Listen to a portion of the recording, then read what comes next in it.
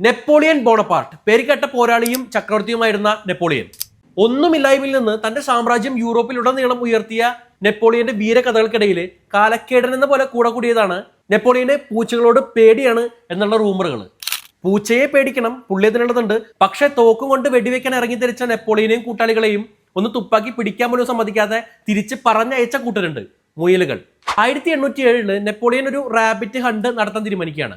കാട്ടിൽ പോയി വേട്ടയാടാനല്ല, 3000ഓളം മുയലുകളെ ഫീൽഡിലേക്ക് കൂട്ടിൽ നിന്ന് തുറന്നു വിട്ട് ഓടി രക്ഷപ്പെടാൻ നോക്കുന്ന ഈ മുയലുകളെ ഷൂട്ട് ചെയ്ത് സ്കില്ല് പുറത്തെടുക്കുക.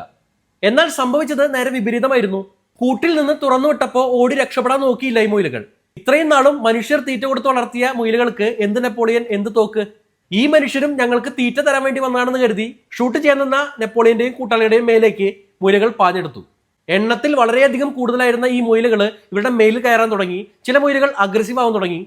ശല്യം സഹിക്കാൻ പറ്റാതെ നെപ്പോളിയന് തിരിച്ച് വണ്ടിയിലേക്ക് കയറിയിരിക്കേണ്ടി വന്നു സേഫ്റ്റിക്ക് വേണ്ടി. ഇത്രയധികം ആർമികളെ തറപ്പറ്റിച്ച, യൂറോപ്പിന്റെ മാപ്പ് വരെ മാറ്റി വരപ്പിച്ച നെപ്പോളിയന്റെ വിജയഗാഥകളെല്ലാം സത്യമാവും. നെപ്പോളിയനെ തോൽപ്പിച്ച മുയലുകളുടെ വിജയകഥയെല്ലാം റൂമറുകൾ മാത്രമാവും.